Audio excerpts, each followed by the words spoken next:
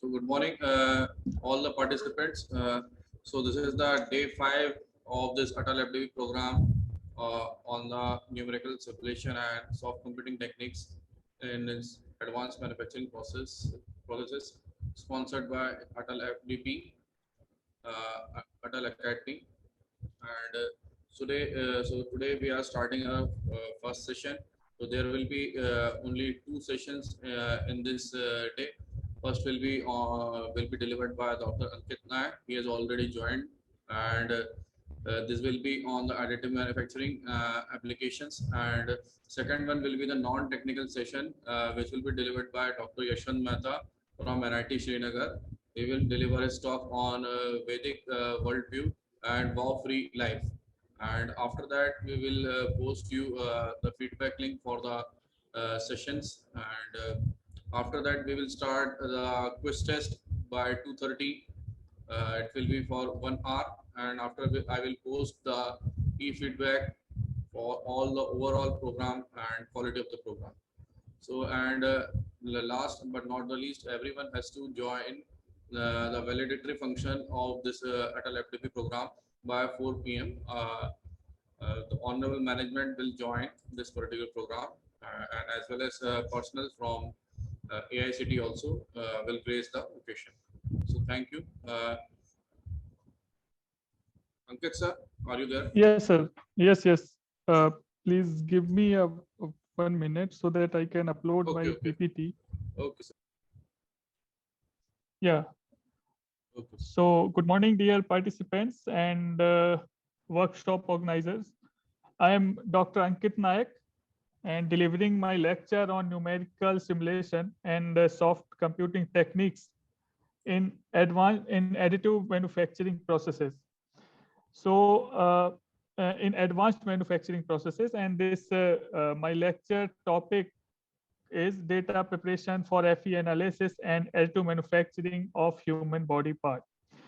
I hope you all are aware about the additive manufacturing processes, and you have listened the lectures of Mohammad Tawfiq, Narendra Kumar ji, and many other speakers. And now I think you all are able to understand and decode the entire process of additive manufacturing. So in additive manufacturing, first you have to create a solid model of the geometry which you want to fabricate using this particular technique. So the solid model like this, here you can see this solid model of a cube you have to create in any software packages like SolidWorks, Pro Engineers, AutoCAD, etc. After that, this solid model you have to convert in STL file, okay, standard tessellation language file. So, and after that, that STL model you have to export in the software like Cura, any application like Cura, where you can do the slicing and generate the tool path for the additive manufacturing, okay, for the additive manufacturing machines. So when you will slice this STL file, then it will generate the contours of the outer periphery and the holes at that particular layer height, okay. Then this will generate the tool path for the material deposition, okay. So according to that tool path, your machine will deposit the material in layered manner and generate and fabricate a 3D model, or I can say the prototype. If you are using the metal additive manufacturing processes and any other advanced additive manufacturing processes machines, then we can also create the functional parts like turbine blades, etc., implants, body implants. So this is a nutshell introduction of additive manufacturing process. So here are two things you have to keep in your memory. First, you have to create a solid model. First thing, which particular model you want to create using the additive manufacturing. So first you have to create the solid model, and then that solid model you have to import in any software or application where you can do the slicing and generate the tool path for the additive manufacturing process. Okay, so this is the about additive manufacturing process. Similarly, in case of the FEA analysis, finite element analysis, what you require the solid model to apply the boundary conditions, solid model of your problem. Like if you want to do the FE analysis of crankshaft, then you have to create the solid model of crankshaft in any software. Then you can convert that in any format like IGES, STP, and then you can import that solid model in ANSYS or any other software where you can do the FE analysis. Okay, so in both processes like additive manufacturing and finite element analysis, the solid model is initial thing which you have to create. Okay, so solid model of the simple geometry, like you can see here, 3D model, it is very easy to create. It is very easy to create the pyramid sphere. Okay, and this kind of solid model, it is very easy to create in any solid modeling software, either CATIA, ProE, whatever you can use, and you can create such solid models for the FE analysis, 3D printing, whatever you require. Okay, but the 3D model preparation of slightly complex geometries like this gear train, okay, this cup and this fastening element, it is slightly complicated, not very complicated. It is slightly complicated, and you require some experience, hands-on experience, so that you can create the solid model of such slightly complicated geometries. Okay, तो यहाँ तक तो बात काफी simple थी. Now come to the part of FE analysis. So after creating the solid model, you can do the meshing and apply the boundary condition, and you can easily do the FE analysis. It is well-known process for all mechanical engineers. Now, if I want to do the FE analysis of this sculptures, now you require to create. First you require to create the 3D model, or I can say the solid model of these sculptures. So it is not very easy to create such models in any softwares like solid modeling packages like CATIA, ProE, whatever you are using in your research laboratories. So to create such models, you can use sir ये alarm बंद किया जा सकता है क्या? ये Yes, sir. कर दो. जो नए Yes. लोग आ रहे हैं, Okay, ये अगर आपके पास ही आए, एडमिन के पास, थोड़ा So I have done it. Disturb हो रहा है जी, थोड़ा डिसकंटिन्यूटी हो जाती है बीच में. आप तक आए बस, मेरे पास ना आए जी. So to create the solid model of such complicated shape, you can use the advanced solid modeling methods like 3D scanning. By doing the 3D scanning, we can collect the point cloud data, and that point cloud data we can import in any software or any computer program where you can stitch that point cloud, and you can easily create the 3D model of such complicated shapes. Okay, so what you can do the 3D scanning. It is like 2D scanners, like 2D scanners you can use in your offices to scan any documents to convert in digital format. So similarly, you can use the 3D scanners to scan these complicated geometries, and you can convert it into the 3D model after processing that point cloud data. Okay, and another thing which I have to add here at this point, if you required to do the FE analysis or additive manufacturing of biomedical 3D model. Biomedical 3D model or implants, like here you can see the uh, uh, facial cliff of a patient, okay, some distortion in the skull of this patient, and some doctors want to create the prototype of this situation. So on right hand side you can see the prototype. So for the additive manufacturing, for the rapid prototyping, first you have to generate the 3D model of this skull of this patient. But the 3D modeling of this skull, either for the additive manufacturing or for the FE analysis, is not so easy, and it is I think it is not possible to do in traditional way by using the simple operations like like adding Boolean operations, like subtracting, addition, and other operations which we can use in any solid modeling packages. Okay, so the problem is how we can create the 3D model of such complicated part, like such a biomedical part or implant.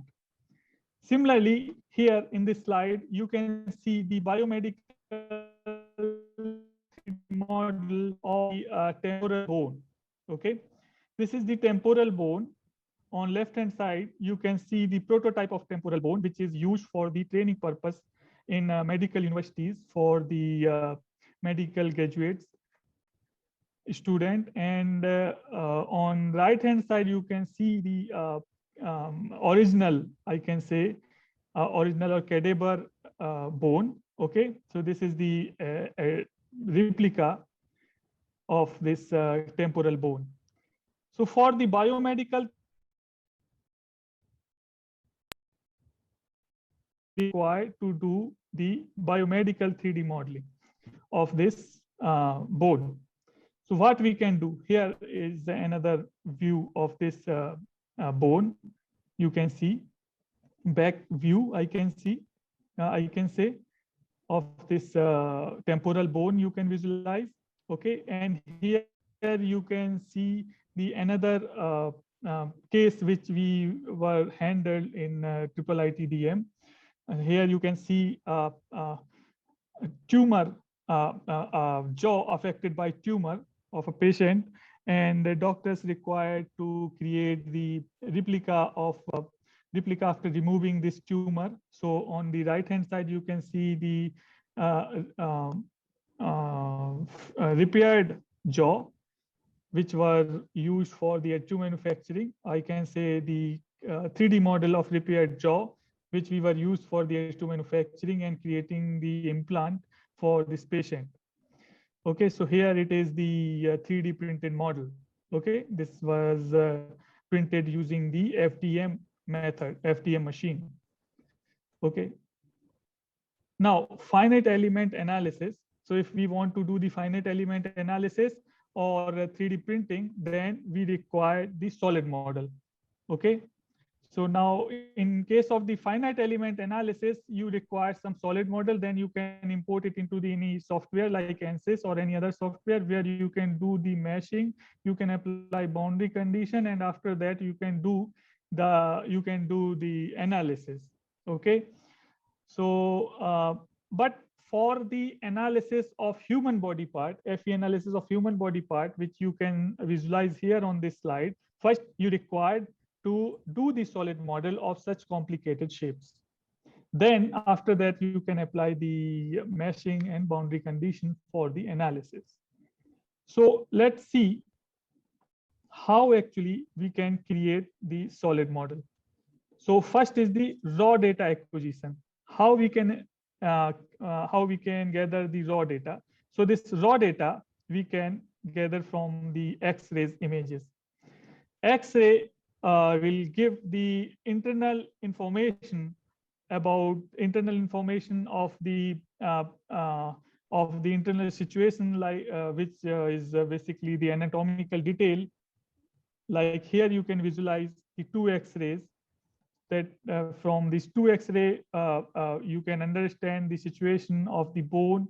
You can calculate the thickness of the bone. You can measure, you can know about the geometry of the bone, and accordingly, you can create the solid model in any software.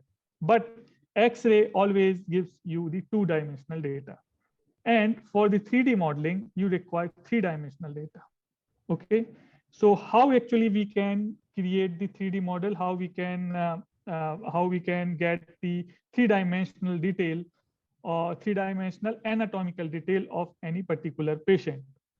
So it is not in practice that first doctors will operate the patient and remove that particular bone and do some measurements. It is not the real practice. ऐसा तो possible नहीं है कि पहले हम bone को body से बाहर remove करें, उसके measurements लें और फिर उसके according उसकी 3D model create करें. Okay, so what we can do? We can take the several X-rays like front view, top view, side view, and then we can create the solid model. It is fun. It may one solution for this problem. But CT scan and MRI scan techniques are there. So we can use the CT scan or MRI scan data to create the 3D model. CT scan or MRI scan will give you the three-dimensional information about the anatomy. Okay. So these the CT scan or MRI scan data we can use. Like here in this image, you can see the three CT scan slices, A, B, C, D. These are 4 different slices. Okay, and this information is stored in the grayscale. Okay, like you can visualize these 4 images A, B, C, D, and these different grayscale is showing the different Hounsfield value, which is associated to the X-ray attenuation coefficient of that particular part of the body, like liver, like lungs, any bone. Okay, and here you can see the magnetic MRI slice of MRI scan. Okay, this is the MRI scan. So this data we can collect and we can process in any software like Mimix, 3D slicer, or you can also create your own program in MATLAB to process this point cloud data in order to convert it into the 3D mesh or STL file. Okay. So from CT scan or MRI scan, hello, is there any problem, sir? Also, you can continue. I will mute them. Okay. So this CT scan or MRI scan data, actually, this data is in a sliced format. So you will get the sliced data, and this sliced data we have to process in any software. Here in this image, you can see the working of the cone beam computed tomography. This is also known as the CBCT. And the CBCT process or the CBCT process is used for the CBCT process is used for the maxillofacial scanning or facial scanning of different patients. Okay. So here you can see this is the X-ray beam source. Okay, this X-ray beam source is projected X-ray beam on the detector. On another side, you can visualize the detector. This detector will detect these X-ray. So here you can see the sliced data, how actually the sliced data we can collect. So here you can see a schematic diagram of the cone beam computed tomography. So here it is the X-ray source, and which is projecting a cone beam of X-rays. And on another side, you can see the detector. In between this X-ray projector and detector, you can place the object which you want to scan, like the face of any patient. And here I have put a box for the example. So after, so when these X-ray will projected on this object, then these X-ray beam will get attenuated at the particular X-ray attenuation coefficient, and that is correlated with the actually correlated with the density of that material. So that attenuated beams, when these attenuated beams will fall on the detector, then it will generate the electric signal. Okay, so that electric signal will convert into the grayscale value of the image, and hence that will generate some images. Okay, or in other way, if I want to tell you, then this electric signal will be in any format. Then further, you have to process that electric signal to convert it into the images. So that images, actually here we can visualize in computer monitor, and we can process that images to reconstruct the 3D model. Okay, so from image to 3D model, this is the process how actually we can convert this image into 3D model. So first, this here you can visualize the CT scan slices, and then CT scan slices will collect CT scan slices will organize in a particular manner in any software like Mimics or any program which you can write in MATLAB or C, Java, whatever language you are using. So here it is the organized slices, which will give you the top view, front view, and side view of the anatomy of the patient. And then you can apply the segmentation operations. Okay, to segment it out, different bones, soft tissues, muscles, and other part of the body. So here the colored image is showing the segmented part. This third image is showing the segmented part, where you can visualize the two bones. I can say the three bones of the knee. Okay. So after the applying the segmentation, we can generate the voxel model. When you will apply the segmentation, then it will segment it out that particular bone by creating the mask of the particular color. Okay, that mask is nothing but the point cloud for the different pixel, which is representing the particular Hounsfield value, or I can say the X-ray value or CT value in that grayscale image. Okay, so after creating the voxel model, now we can create the mesh, FE mesh, for which that mesh you can import or you can export in the ANSYS or any FE analysis tool. Okay, so here it is the mesh model, or this voxel model we can also convert into the STL file. Okay, so after converting this model into the STL file, we can import in any software where we can create the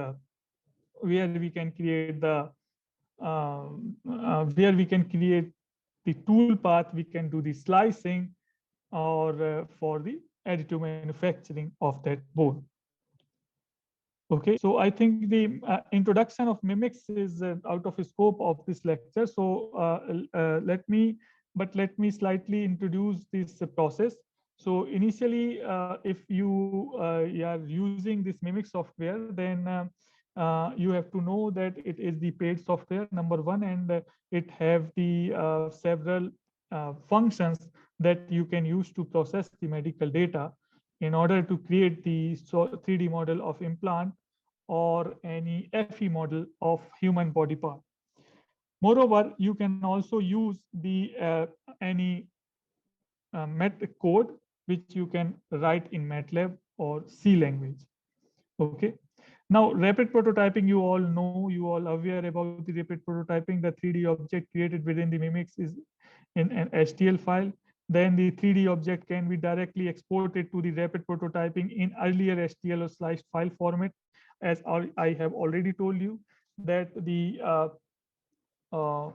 3D object which you have created in the Mimics, you can directly import into the additive manufacturing applications, where you can do the slicing, and create the toolpath for the additive manufacturing of that part.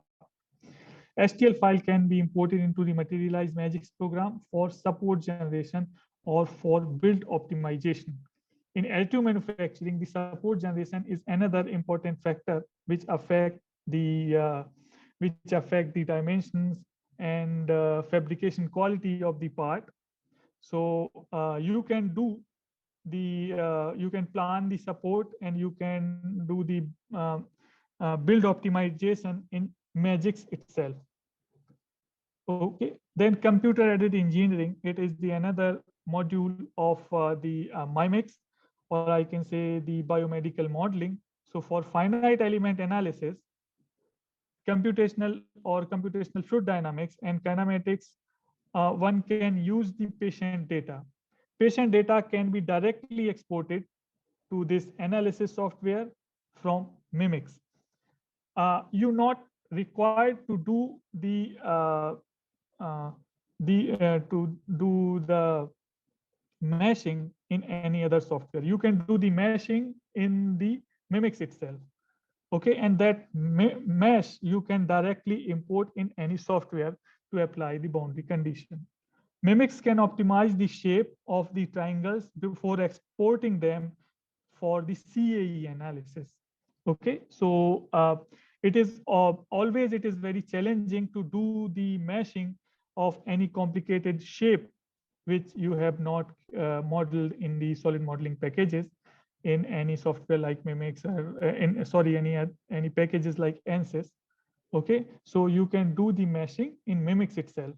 Or if you are using your code, you are writing your code, then write your code in such a way that your computer code will decode the point cloud data and create the mesh for the FE analysis. Okay, tetrahedral mesh and whatever you want to create. The difference between STL file of an abdominal erotic, here you can visualize for here on the left hand side you can see the STL file, and on the FEA model on the right side. So here the basic difference in the STL file and FE mesh you can visualize. Mimics has been designed to remesh the 3D objects like STL file. If you are already having some STL file, then you can import in Mimics and you can remesh that particular object. And after that, you can create the required mesh, or you can edit the mesh like tetrahedral mesh or element size. You can edit there. The remeshing process in Mimics also allows one to analyze an anatomical assembly. You can also create the anatomical assembly. I will show you the anatomical assembly. For finite element analysis of an assembly, Mimics can create node-to-node matching from two separate STL files as shown in upcoming figure. Okay, so the node-to-node contact in assembly is mandatory for good result in FE analysis. Here in this image, you can see the implant, that is another part, and a jawbone. Okay, so you have to create the assembly of the two parts. Okay, and it is mandatory that they both have the mesh to mesh contact. Okay, for the good results, to assure the good result. So here in the second image, you can see the mesh to mesh contact in the between both parts, like both parts, which first red one is the implant and the second one is the jawbone. Okay, this mesh assembly you can directly import in ANSYS to apply the boundary condition and do the analysis. Moreover, you can also assign the material properties in Mimics. Okay, here you can see the generated mesh according to the density of the bone, or according to this density you can also assign the material property. Okay, in Mimics itself, and then after that you can export these entire assembly into the ANSYS or any other software. Computer aided design tool. Yes, in Mimics we can also create the uh, solid model, or I can say the CAD, surgical simulation. It is out of scope of this lecture. Now, let us again come to the principle of CT scanning, because to create the 3D model, it is mandatory to understand the CT scan process. What is CT scan? CT scan is the computer tomography. Okay, so in computer tomography, it is basically the sliced view of entire human body.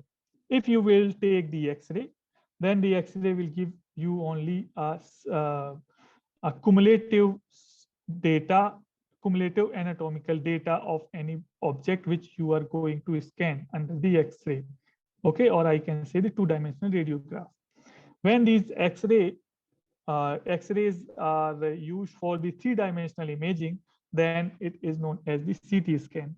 So in CT scan, multiple X-ray actually we can take of the human body, and that X-ray we can arrange in a particular manner in any in computer, and then so that we can easily visualize the anatomical detail of the patient. So these X-rays actually X-rays actually pass through the human body and projected on a detector. That detector will detect the attenuated X-rays and generate the signals, electric signals. That signal we can convert into the images, grayscale images. Okay. Now, next thing is the CT number, or I can say the X-ray attenuation coefficient. The image which obtained in a single slice corresponds to map of the material property of section, that is the material attenuation coefficient is mu xy. Okay, here in first image you can see the 4 different objects which having the different X-ray attenuation coefficient mu1, mu2, mu3, mu4. Okay, IO is the intensity of the X-ray which is falling on this stack of the 4 different material, and I is the intensity of X-ray which is attenuated when these X-ray IO pass through these 4 objects. These 4 objects having the constant thickness delta x. So the intensity of the attenuated X-ray we can calculate using this formulation, which is the IO exponential of mu1 plus mu2 plus mu3 plus mu4 multiplied by the thickness of that object. So it is the X-ray. Using this formulation, we can calculate the intensity of the attenuated rays. Okay. So अब अगर यहाँ पर bone होगा, bone means higher density, then that will attenuate more the X-ray. And if you will have the soft tissues, then the soft tissues will have the less X-ray attenuation coefficient. So your X-rays will less attenuated, and less attenuated X-rays will generate the black spot on the X-ray films, while the higher attenuated X-rays will generate the white spot on your X-ray films. Okay, so in between these white and black, there are different shades, or I can say the different X-ray attenuation values. According to that X-ray attenuation values, we can identify whether it is soft tissues, muscles, or any other body part. And accordingly, we can segment it out that part. Here on this slide, you can see the Hounsfield scale. Okay, Hounsfield scale or Hounsfield value, which is having the important factor on the segmentation of the human body parts. Okay, like if you want to segment it out bone, then you have to know the X-ray attenuation coefficient of the bone, or I can say the Hounsfield value or the bone.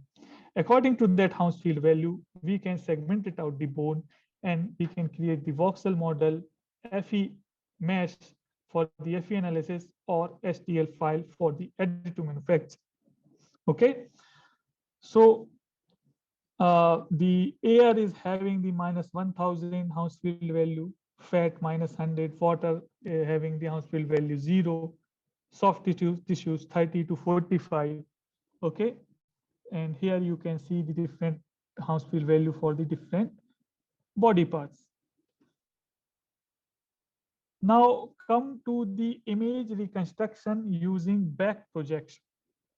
Okay, if you are having any object and you want to create the 3D, if you want to create the 3D model using the X-rays, then if you will take the different X-rays, X-rays from the different sides like front view, top view, and side view, and if you will arrange that front view, top view, side view in a particular manner, then you will get the 3D model of that particular object. Similarly, here in this image, you can see the 3 views showing the CT number plot. The P correspond to the high dense material, okay, encountered in the section. Here in this box, you can see the high dense material, which is a rod you can consider, okay, a cylindrical rod you can consider, representing with the white color in this black or in this gray box. Okay, when you will pass the X-ray from one side of this box, then you can see a peak corresponding to this highly dense material in the first view. Okay, similarly, when you will rotate your X-ray projector and you will pass these X-ray from another direction, then you can get the view 2, and again you will get a peak at the high dense material. This peak is showing your X-ray is getting attenuated. Okay, and when you will again rotate your X-ray projector and you will pass these X-ray from another direction, or I can say the third direction, then you will get the third view, and again you will get the peak corresponding to that highly dense material. And when you will collect these images and you will reconstruct and you want to reconstruct the actual image, then you will get this view, such view. Okay, and when you will use the many views, like in this case you have used the 3 views, and if you will arrange the many view, then you will get this spot, okay, white spot like showing in this image B. Okay, and the image reconstruction using filtered back projection, and when you will use some filtering or you will filter out these images, then you will get the exact view. Okay, so you have many view number 1. जितने ज्यादा view होंगे उतनी अच्छा आपको reconstructed image मिलेगी और उतना अच्छा आप सॉलिड मॉडल क्रिएट कर पाएंगे एक्स-रेज या सीटी स्कैन से. Okay, okay. Number 2, you have to apply appropriate filter so that you can process the data appropriately for the 3D modeling of the human body part. So up to this point, we have learned about the CT scanning. Okay, we have learned about the image reconstruction using the CT scan. Now, another thing is the digital image fundamentals. Why actually we require to learn about the digital image? So as I have told you that the CT scan will give you the grayscale image. Okay, grayscale image where the pixel gray value will represent the X-ray attenuation coefficient of that particular body part. So to segment it out any part, you have to know the pixel values of that of the corresponding pixel values, and that pixel you have to segment it out. Like here in this image, you can see the grayscale value of Abraham Lincoln. Okay, in first image it is not blurred image, it is low resolution image. Okay, it is the low resolution image. Image reconstruction. So the first thing is the uh, digital image fundamentals. So as you can visualize here, this is the digital image of Abraham Lincoln. It is not blurred image. It is actually, I can say, the resolution image. Actually, what happened when you will go to purchase a mobile phone or the camera, then you may hear about the megapixels. Okay, number of pixels. Megapixels means how much your camera is capable to uh, uh, to segment it out any view in at up to which extent. Okay, like 3 megapixel means the 3 mega tile that may have to define the image. Okay, so here it is the low resolution image, and how many pixel it is having. So you can count like 1 2 3 4 5 6 7 8 9 10 11 12 12 by, and in this column you can count number of element. So that will give you the detail about how many pixel this image is having. And in the second image, you can see the pixel value. Here it is 157, 153, 174, like that. So that is the grayscale value. Okay. When you want to segment it out here, hair of Abraham Lincoln and eyes of Abraham Lincoln, then you can apply the appropriate threshold value, like the pixel which are having the value from 0 to how much, 0 to 87, that we want to segment it out, that particular pixel. Okay, so your computer will generate the mask for that black pixels. Okay, it will see whether this pixel is having value, whether this pixel is having value between 0 to 87, then that will include in that particular mask. And if will not have the value in between that range, then it will leave that pixel. Okay, so in this way we can we can create the mask. Here it is the matrix representation of that image. In third image, in this image, you can see the matrix representation of this Abraham Lincoln's image. So this matrix is having only grayscale value, that is not representing the grayscale. That is not pictorially representing that grayscale, while it is having the only grayscale values in matrix format, so that we can easily do the operations in MATLAB or any other programming tool. Now, another important thing is the optical density. What is the optical density? The intensity of light reflected from the body at the particular location corresponding to that pixel, or transmittance at the corresponding location on a film. Okay, of image, that is basically the optical density. And here it is the formula for to calculate the optical density: log to the base 10 input ray intensity and output ray intensity. And another thing is the contrast.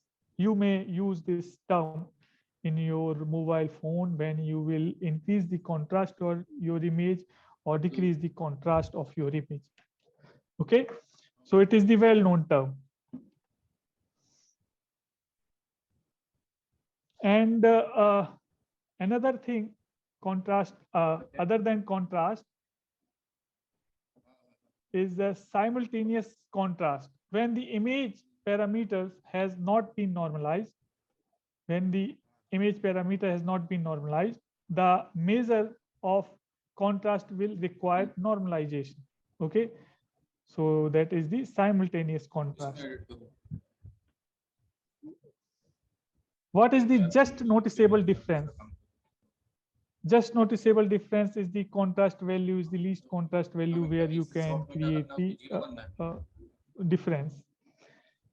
Now see a few examples, like here the 5 bars having the different intensity, different grayscale value, like 155, 175, 195, 215 and 235.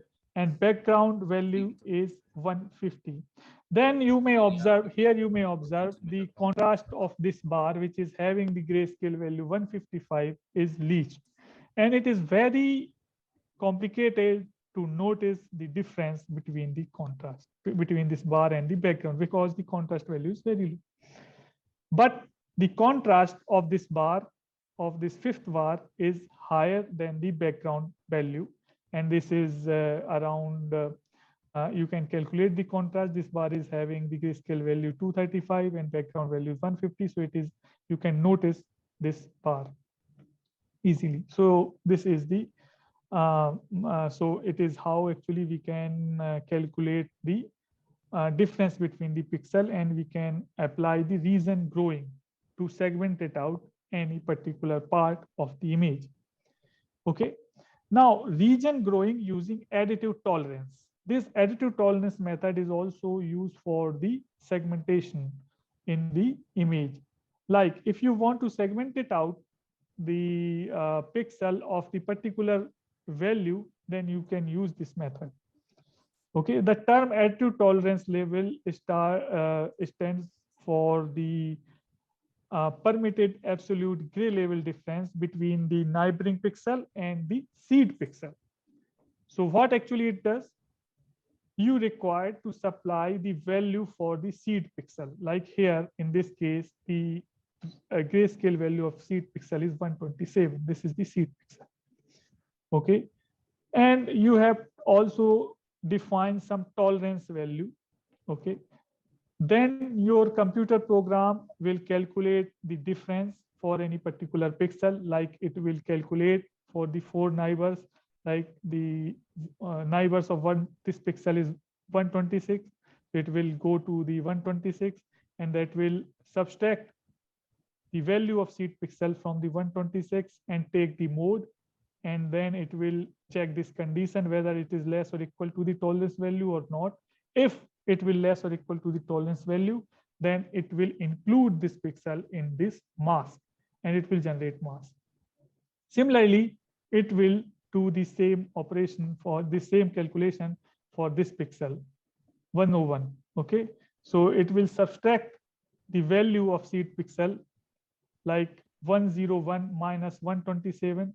Then it will take the mode. If it will found the tolerance value is greater or equal to this value, then it will include it in this pixel, else it will exclude this from the mask. Okay, so here you can here this pixel it is not including in the mask. Okay, similarly the same procedure it will repeat for the all neighboring pixel and create the mask. Okay, so here it is the mask, and this mask will stack to create the voxel image. This mask or this pixel is nothing but the point cloud data. Okay, these point cloud data you have to process in your computer in order to convert it into the STL file or the mesh, FE mesh. Okay. Here it is the again it is the slice data. I have as I have told you, this CT scan or CBCT scan will give you the slice data. This slice data you have to arrange in a particular manner in order to get the 3D image. Here it is the output scan file of CT scan. Here it is femur bone you can visualize. This is the CT scan of femur bone. These are different slices value you can see, like slice number 250, 250, 286, 285, 284, and 237. These are different slices of the femur bone. Okay. So when you will get such slices of femur bone, then you can arrange these slices in a particular manner or stack. This stack will give you the different views like axial view, coronal view, sagittal views. These are nothing but the, for engineers, these are nothing but the top view, front view, and side view. Okay, but in medical image, that views are known as axial view, for the top view, coronal view, and sagittal view. Okay. So this is the 3D image representation as a 3D array. So these image stacks, as I have told you, that we can represent that images into the matrix format, or this stack of these images will give you the a 3D array. And if you want to segment it out any body part, then you have to apply the particular region growing method and threshold value, so that we can segment it out that part and we can create the voxel model, and further we can process it for the STL model. Now here you can see the segmentation in the X-ray. Here it is the X-ray. Now if I will tell you to segment it out the bone from this X-ray, then now you can easily apply the threshold value for the bone. Here you can see it is the whitish part, okay, which is having the higher voxel value. Okay, so you apply the region growing and you can create the mask and you can segment out this bone. Similarly, here it is the X-ray of a tooth. Okay, and this tooth is showing the root canal. Here it is the root canal, and you can see the zoom in image here. Okay, and this is representing the different pixel value. Okay, less pixel value is showing the root canal, while the higher pixel value is showing the tooth. Now, after getting such X-rays or CT scan images, you can apply the segmentation, as I have told you. Segmentation is to segment it out the different bones. Like here it is the X-ray, different view, coronal view, axial view, sagittal. Sagittal view means side view, axial view means top view, coronal view means front view. Okay, it is the front view. These are the hip bones, or I can say the femur bones. Okay, if you want to segment it out the femur bone, that is the backbone. You can see part of backbone. I am not a medical practitioner, so I can not give you the exact name of this bone. Okay, I'm also the mechanical engineer. So here you can see the femur bone. Okay, femur bone. This is the backbone. These are another bone, few other kind of bone. Okay, so if you want to segment out this bone, then you have to know the appropriate segmentation method, the appropriate threshold values for these bone. Then after applying the threshold value, you can create the mask. So here the 3 different masks I have created: pink, green, this red mask. Okay, red mask for the backbone, okay, pink mask for the femur bone, and this green mask for the other part. Okay, after doing the segmentation, here you can create the voxel model. You can visualize here. Moreover, the segmented bones you can also visualize in the different views, or you can visualize whether it is selected, entirely selected or not. Okay, and then after applying the region growing and the voxelization of that image, you can create the voxel model. Further, this voxel model you can create convert into the STL file. So there are different types of text segmentation techniques: threshold based, as I have told you, age based, region based, cluster based, okay, watershed based, ANN based method is also applicable, and different other methods. There is a scope of research to develop the new methods of segmentation, because in advanced tool like Mimix, you require to do a lot of operations. Okay, Mimix है इतना advance tool है, फिर भी उसमें काफी सारे operations हमको करने पड़ते हैं. सेगमेंटेशन इतना इजी टास्क नहीं होता, तो इसीलिए कई सारी नई मेथड डेवलप करने का स्कोप यहाँ पर है, जिनको आप डेवलप कर सकते हैं. एक research challenge, as a research challenge आप इसको ले सकते हैं और नई मेथड डेवलप कर सकते हैं. Okay, and threshold based, as I have told you, threshold based is simplest one. You just require to define the threshold. You require to define the seed value, as I have told you, seed pixel value, and according to the threshold, that will create the mask for the segmented part. Okay, region growing. Here you can see I have segmented out this part, okay, using the region growing algorithm. So here it is the segmented out part. Okay, now after segmentation, it is the slice of jawbone, a single slice of jawbone. And I have created the region growing, I have applied the region growing algorithm and created a green mask. This green mask is representing the bone part, okay, of jawbone. Okay, these are the teeth, different teeth you can visualize, jawbone. Okay, these are the other soft tissues. Okay, so it is the single slice. Okay, segmented out slice. I have removed the soft tissues. I have removed the information of soft tissues from this image. Here you can visualize the soft tissues. Okay, but in this image, I have removed these soft tissues. Further, I have created the point cloud. Okay, so this segmented out part, I can easily convert it into the point cloud information. So it is the point cloud format. Okay, and after applying the same process for the different slices of CT scan, I can create the cloud, point cloud and mesh. Here you can visualize a three-dimensional mesh of jawbone. Okay अब इसमें मैंने कोई software तो use किया नहीं. I have just created a code in MATLAB and after that I have processed that files in MATLAB and convert it into the mesh.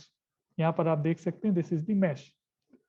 What I have I did first I have taken the slice CT scan of the jawbone.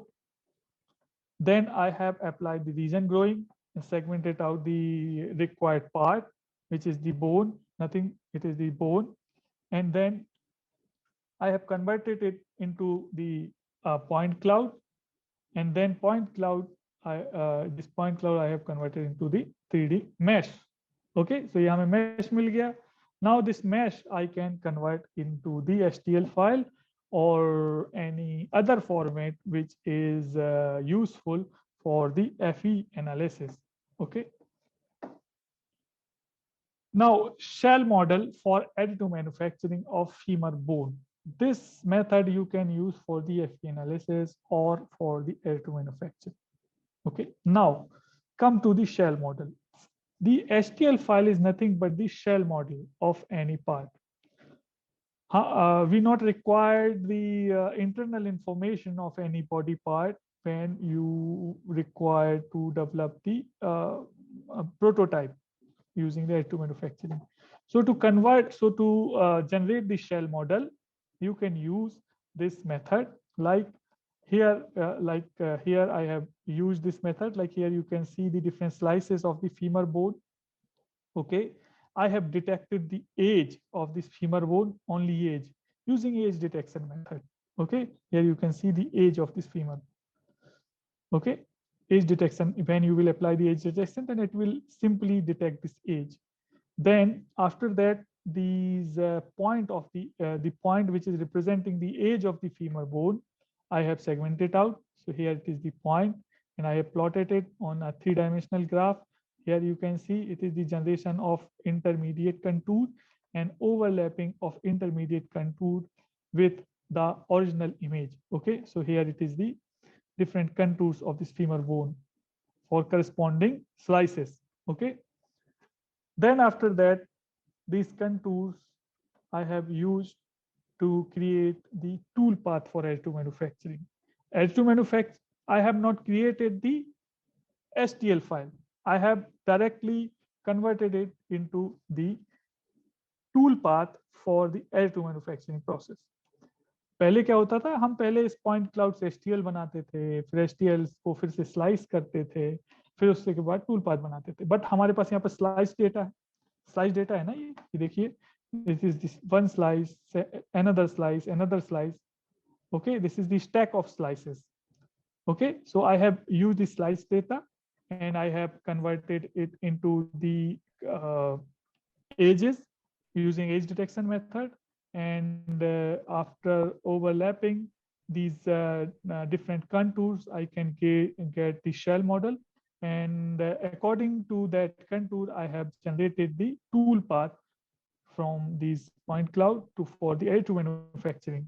So here you can visualize the tool path. Here it is the contours, and here it is the tool path. Okay, it is the tool path. Again, here it is the age. It is the age detected age of this femur bone, and it is the point cloud for this age. Okay, and using this point cloud, I can generate the tool path. Okay, and similarly, I can use this point cloud data to develop the solid model. Like here you can see and mesh model for the FEA analysis. Few other examples like segmentation of tooth using the same method I can use. Here you can see it is I have used the Memex software, and here you can see the HTL file of the tooth. It is the HTL file of the tooth. It is the triangulated information. Okay, it is the anatomy of tooth. So tooth is having actually three different parts. Enamel, it is the hardest part. Dentine, it is the harder, and the soft tissues. Okay, so here in X-ray you can visualize this is the enamel, whitish. सबसे ज्यादा white है जिसका X-ray attenuation coefficient सबसे ज्यादा है तो white दिखेगा हमें. Okay, then dentine, less white, and then soft tissues, blackish part. When you go for the segmentation, then you have to apply the appropriate threshold value for the enamel, for the dentine, and for the soft tissue. So you can segment it out these three different parts of the tooth. Okay, then for the FE analysis of this tooth, you have to create the non-manifold assembly of these three different parts. Or I can say you have to ensure the node-to-node contact between these three different parts during the assembly. And this assembled model, the mesh of this assembled model, you can import in any software like ANSYS for the analysis. Here it is the mask for the dentine, enamel, and soft tissues. And here you can see the 3D model of the tooth, assembled 3D model. Here is the mesh model of the tooth. I have generated the mesh in Memex itself. Okay, this is the mesh you can see. Okay, here you can visualize the node-to-node contact between these different assemblies. Okay, again the mesh model, and then this mesh model you can import for the FE analysis. So what is the entire cycle? You have to import the CBCT data. Okay, then you have to generate the mask of the HTL model for the different parts. Okay, different parts that are the dentine, enamel, dentine, and soft tissues. Then you have to generate the 3D model using the region growing algorithm, using the voxelization. And then after that, that voxel information you can convert into the FE mesh. Then that FE mesh you can assemble for the node-to-node to ensure the node-to-node contact between these three parts. And after doing the meshing, you can import the FEA mesh of the tooth in any software. Here you can see the ANSYS window. I did some analysis. Okay, so up to this point, if you are having any queries, then you may ask. Further, I will told you about some research opportunities in additive manufacturing. यहाँ तक आप लोगों की अगर कोई query है तो आप लोग पूछ सकते हैं. इसके बाद हम थोड़ा सा एक कुछ नया टॉपिक स्टार्ट करेंगे. Few research opportunities in additive manufacturing. Queries up to this point, you can ask.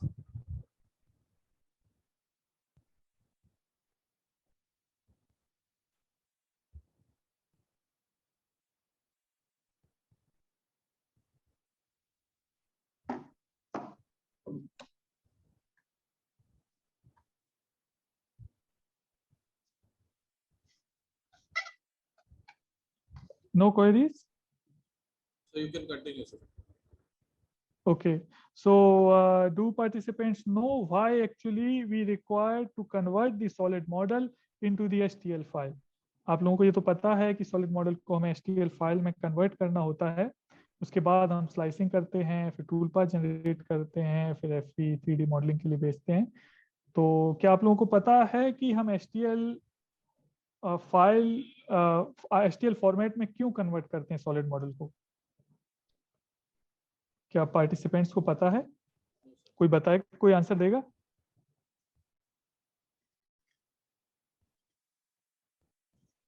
No. What is the STL file? Okay, no problem. So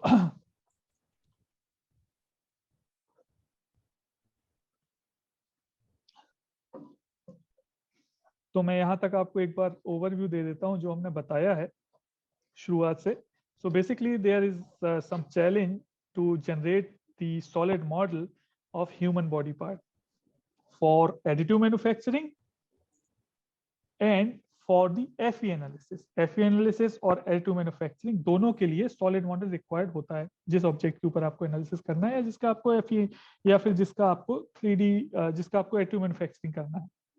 okay अब अगर वो पार्ट सिंपल पार्ट है like any box kind of thing और I can say any part which you can create the solid model in any tool like SolidWorks, Pro, CATIA, then it is always easy to go with such software.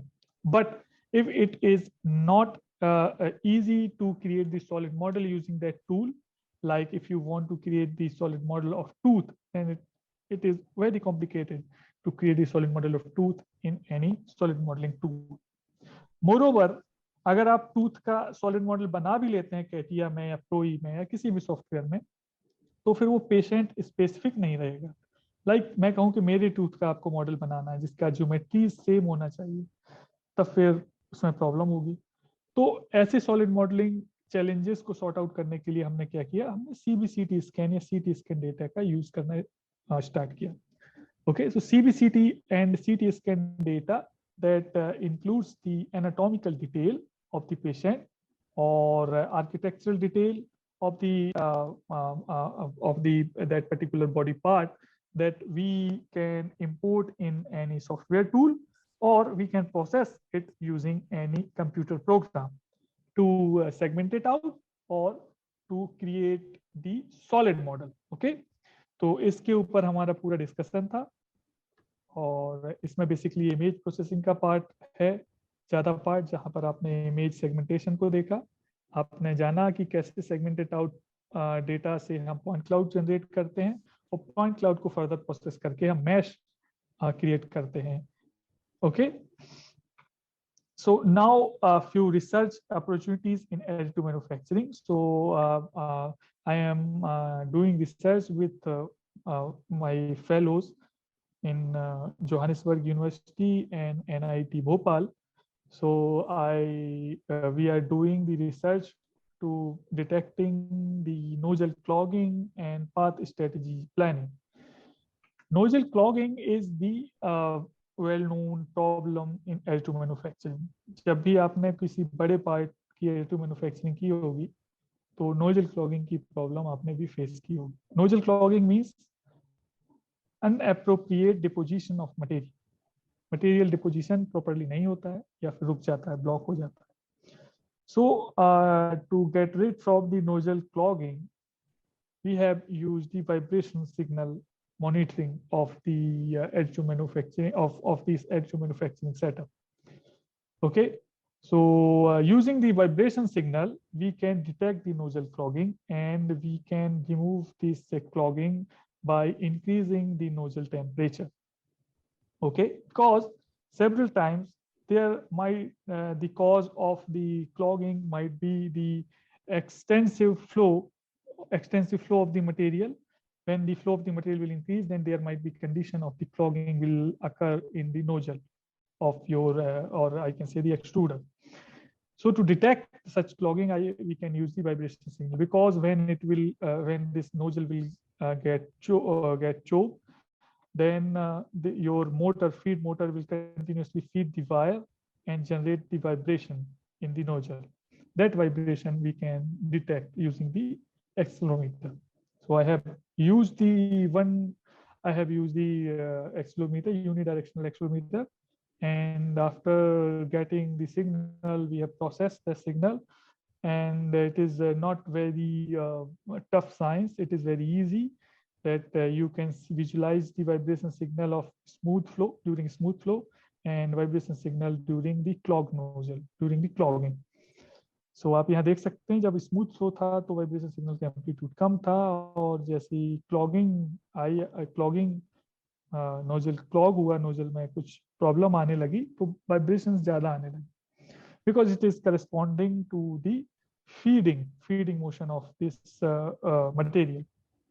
Okay, moreover we have used the FFT. We did the FFT analysis. Here you can see the FFT of the during clogging is showing a peak. Okay, and a peak is also corresponding to the RPM, or I can say the feed motion of this feed motor. Okay, ये जो peak है ये जो feed speed है उसके according जो feed motor के जो RPM है उसी के corresponding यहाँ पर मिल रही है. Okay, और इसके अलावा हम ये भी देख सकते हैं कि जब क्लॉगिंग होने लगता है तो वाइब्रेशन सिग्नल के एम्पलीट्यूड बढ़ जाते हैं और उसी के करस्पॉन्डिंग इस पीक का एम्पलीट्यूड भी इंक्रीज होता है. Okay, so I can say we can use this vibration signal monitoring to detect the nozzle clogging, और moreover we can increase the temperature, we can reduce the feed to get rid from this problem. और इसके अलावा आपको अगर आप चाहते हैं कि प्रिंटिंग अप्रोप्रिएट हो तो जैसे ही क्लॉगिंग होता है तो हमें मशीन को बताना पड़ेगा yes there is some type of clogging, so that machine can take the corrective steps to remove this clogging condition और and to deposit material smoothly. Okay, so that the part quality will not deteriorate. Okay, another is the development of graphics user interface for process planning in extrusion based additive manufacturing. In extrusion based additive manufacturing process, this research this research group is different, and this research group is associated with Manet Bhopal. So here is the two machines you can see. One is the filament based extruder. One machine is having the filament based extruder. Another machine is having the pellet based extrusion. Okay, so there are two different machines, but there is several softwares are available which can do the process planning for the filament based extruder, filament based extrusion machine. But there is not any software tool which can give you the process planning solutions for the pellet-based extrusion system. So we have developed the graphical user interface and standalone software for the pellet-based extrusion system.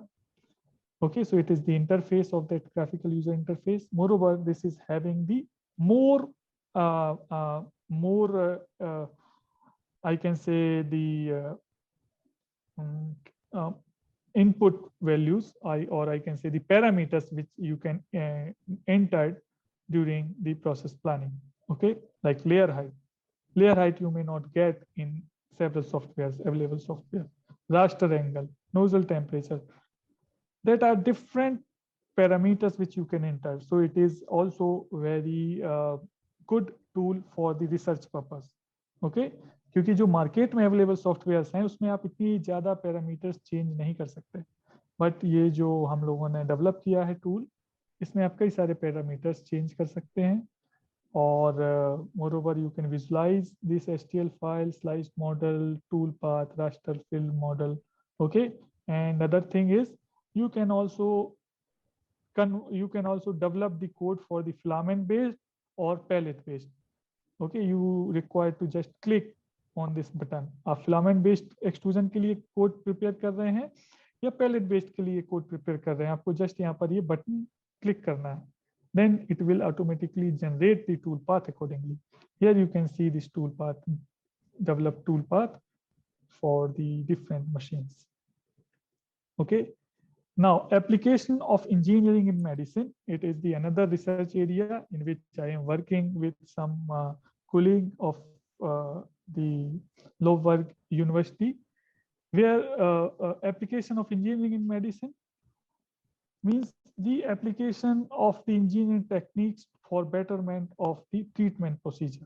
Okay, so in my PhD, I have developed the guide, endodontic guide, under the supervision of Dr. Prashant K. Jain sir. So this guided endodontics is earlier the endodontist designed the endodontic guide on the basis of their experience. Now we have developed a tool in MATLAB, which will automatically calculate the geometry, and according to the geometry of root canal, it will automatically design the endodontic guide. Okay, it will give the parameter to design the endodontic guide, so that endodontic guide will use to create the root canal access cavity. Okay, or during the root canal treatment. Here you can see the design endodontic guide. Here it is the guide, 3D printed guide. This guide, endodontist required to put over the crown of the tooth, and they may pass the burr from these hole and create the root canal access cavity. Here you can see the X-rays. Here you can see the micro access cavity, which is used for the root canal treatment. Other researches are like the shaping ability analysis of endodontic files. Here we have calculated the shaping ability of different endodontic file and developed several image processing tool to find out the shaping ability of endodontic files. So I want to say the one thing that being a mechanical engineer or a computer science engineer, the research opportunities are in the medical field are also very vast. You can take the challenges of the medical field to sort out or for the betterment of the treatment procedures. Now, effect of force and vibration. If there is different types of forces and vibration during the root canal treatment that may occur for the material removal or different endodontic file. So we have calculated, we have found it out that we can correlate these vibration with the forces, and accordingly we can find out the life or longevity of endodontic file, so that we can avoid the fracture of the tooth, fracture of the endodontic file during the root canal treatment. Here it is some sample force and vibration signals. Okay, here is the fracture prediction method which we have developed, force analysis. Okay, this is the adaptive toolpath planning method. I have also worked for the adaptive toolpath for the additive manufacturing. Okay, you have learned about the toolpath planning for the additive manufacturing, but you may not aware about the adaptive toolpath planning. Okay, adaptive toolpath planning means the toolpath according to the material density. We may change the toolpath according to the material density. Okay, here you can see the adaptive toolpath. Okay, adaptive toolpath for the femur bone model. It is, I have changed the toolpath according to the density of the material. So this was all about this lecture. Now you may ask your question, your queries if you have, and for further queries, any collaboration related queries, you may contact at my email IDs. Thank you.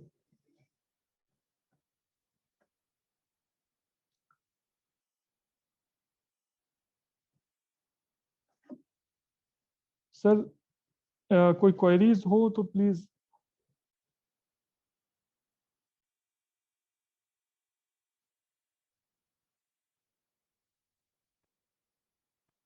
Hello.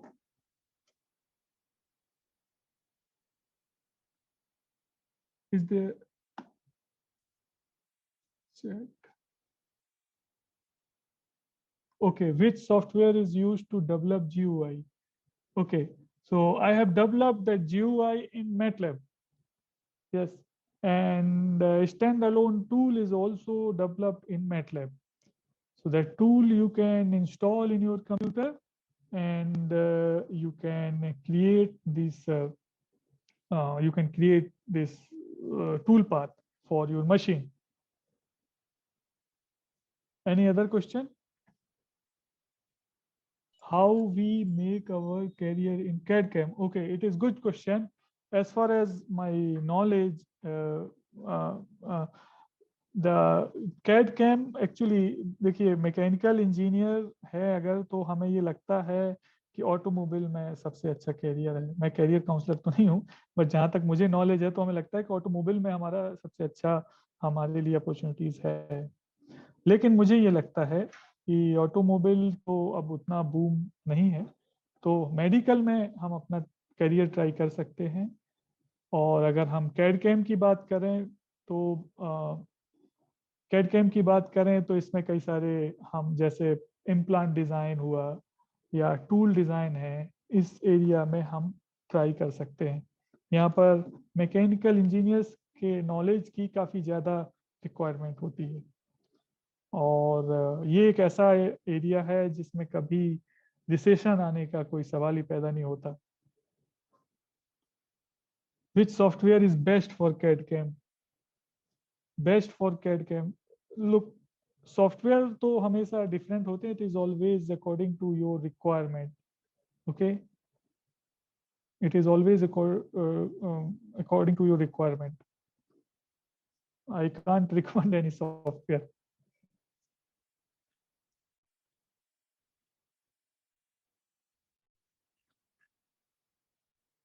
Any other question?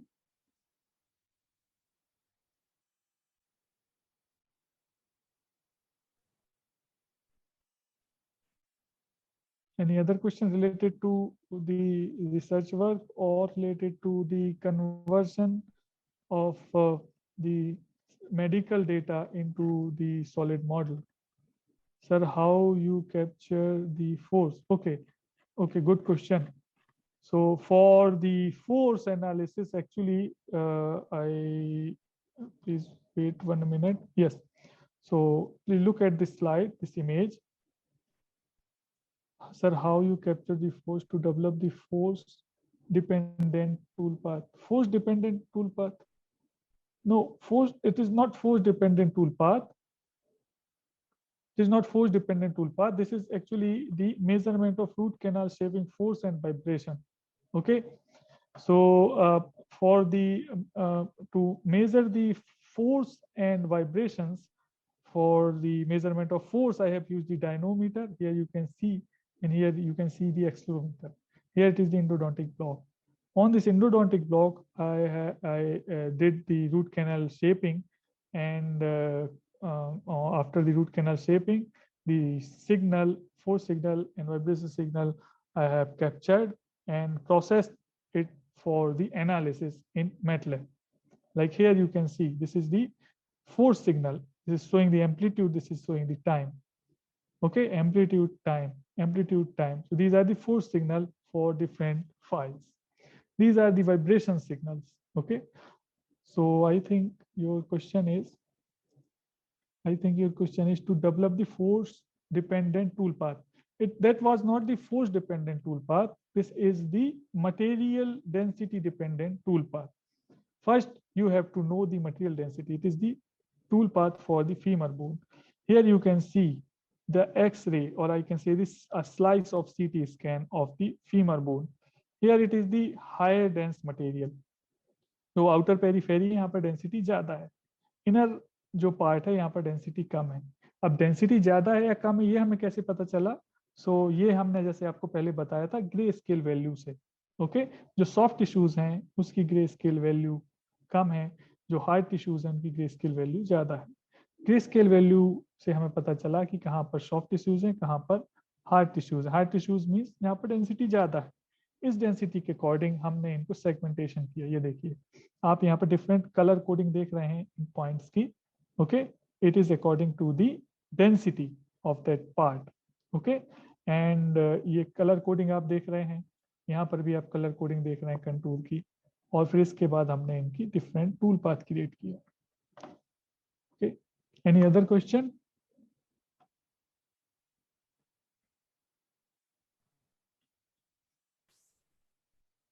Sir, in clogging of the nozzle, how is the signal from accelerometer taken, sir? Okay.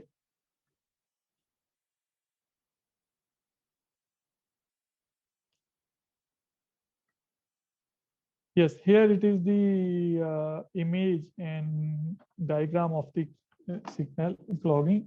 So here you can see this is the nozzle. It is the nozzle.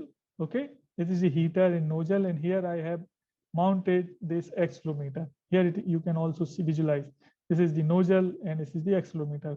So first I have mounted the accelerometer at different places around the nozzle, and then I have measured the signal. Where I have received the more amplitude of the signal, at that particular point, I have placed the accelerometer for the further analysis. Okay, so first you have to find out the appropriate place where you will get the appropriate signals. Okay, good signals. Signal health should be very fine. Okay, so where you will get the healthy signal, at that place, you have to place the accelerometer. And after that, after placing the accelerometer, you can gather the signal.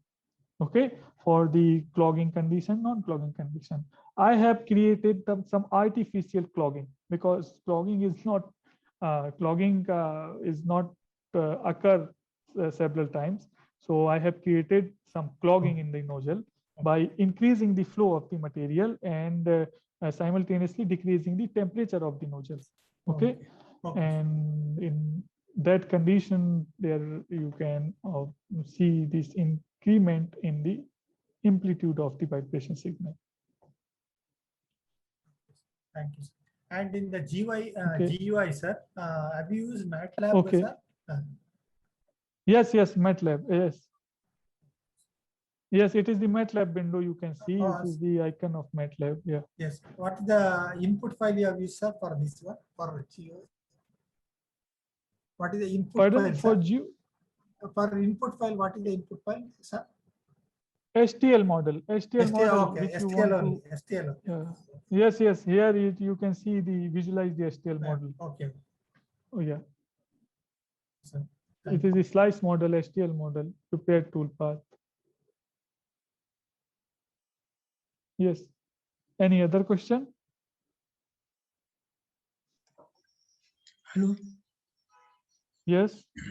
Sir, once you capture that clogging signal, then next what you did, increase the temperature or reduce the flow rate, or how you achieved that, sir? No. Look, I required to find out, is there any effect of clogging on the vibration signal? First thing. If there is any effect of the clogging on the vibration signal, then we can take this condition to detect the nozzle clogging. Okay. So first, I did the several experimentation, but the clogging was not occur because the condition was not washed. So to introduce the clogging, I have created the artificial clogging, nozzle clogging there during the experimentation. So अब artificial clogging कैसे होगा? For artificial nozzle clogging, I have decreased the temperature, nozzle temperature, or I can say the heat supply value to the nozzle, and simultaneously increase the material flow, okay, through the nozzle. So there is some artificial clogging condition in the nozzle. Few other researchers used the different nozzles of different diameters to introduce the clogging condition. Okay, but in this case, I have increased the flow of material and simultaneously decreased the temperature, or I can say the heat supply rate to the nozzle.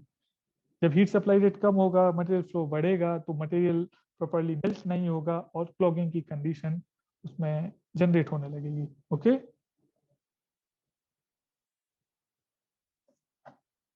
One more. Okay, Sir, can I ask one more question, sir? yes, yes, sir, please. Sir, in that root canal, that force and amplitude vibration. Yes, yes, yes, sir. So, yes. Okay, you calculate this, but where is this input is used, sir? This accelerometer and force data input. How it is useful for surgery? Root canal Okay, surgery. okay. It is in. It is not in. It is just preliminary phase. This research is in initial phase. It is so first we have found that the how we can find out the fracture of the endodontic file. Okay, several times during root canal treatment, the file may get fractured in the root canal, and it is very complicated to remove that fractured part from the root canal. Okay, so so during the root canal treatment, like let me show you. This is the self-adjusting file. This is the SEM image of fractured self-adjusting file. You can image. So after some time, there some bulging on the self-adjusting file. Due to this bulging, the force and vibration signal will get increased. Okay. Okay. And after that bulging, when the force and vibration get increased, the file will get fractured. First bulging will occur, then after bulging, the Yes. file will get fractured. So it is better to find out the bulging condition. But how we will get the bulging condition? How we can know the bulging condition? For that, we can use the vibration signal. Okay. So when this bulging will occur, the vibration signal will get increase. increased. The amplitude of the vibration signal will get increased, and force signal will also get increased. So when this vibration will increase, we can change the endodontic file. The dentist will change endodontic file, so to avoid the fracture. So it is the first finding of this research. Moreover, further we are doing research to find out to prevent the tooth from the fracture, because it is observed that during the root canal treatment, or due to the forces and vibration, there might be some fractures in the tooth. अगर आपका tooth weak है, if there is some weak tooth, then that may get cracked, some fractures. Okay, so this research will, or we are also doing in this direction to find out the effect of excessive forces and vibrations on the tooth, jawbone, and other tissues. So it is in some initial phase. Okay. This data will be useful in drilling this one, sir, root canal, sir. Pardon? This, Pardon, please. Could you this, please repeat this your force? question? Yeah, this force and vibration. Finally, Yes. where is it used? This data is used for drilling or this force analysis. Yes.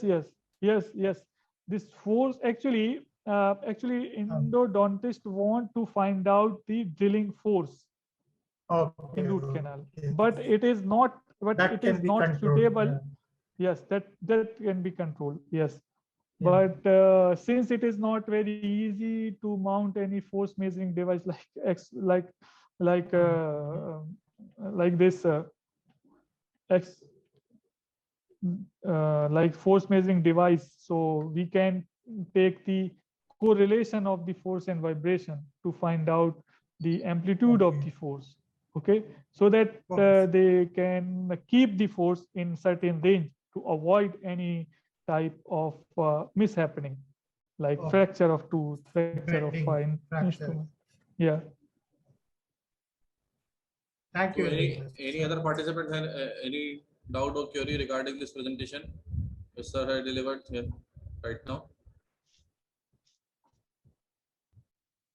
You can post your query in the chat box.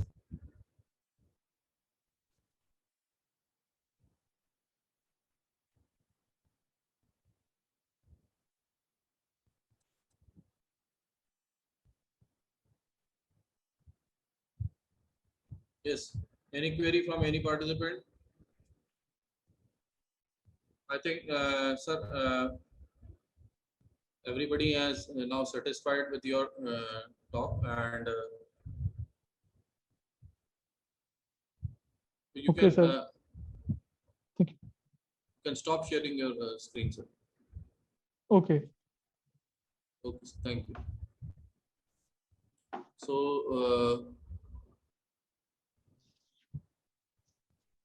good morning, everyone, once again. So, Dr. Ankit Nayak has delivered a very nice talk on the applications of generation of human parts using 3D printing as well as additive manufacturing processes. He has covered all different types and all aspects of this 3D printing and additive manufacturing processes, right from computational softwares, computational point of view, as well as experimental, and especially about the biomedical engineerings also. And he has also shown his current research and his research group which he was currently working on. So thanks a lot, sir, for giving us such a nice talk in our esteemed FDP, and we will look forward to invite you in other technical programs which will be organized in future also. So thank you, Ankit, sir. Thank you, sir. Actually, it was a great opportunity for me to present my research and my findings, and also to introduce the application of engineering in medicine. Actually, it is a very good field for the research and Yes, sir. for to know about this. Yes, thank you. Thank you, sir. Hopefully, all the participants are benefited by your lecture, sir. So you can now leave, sir.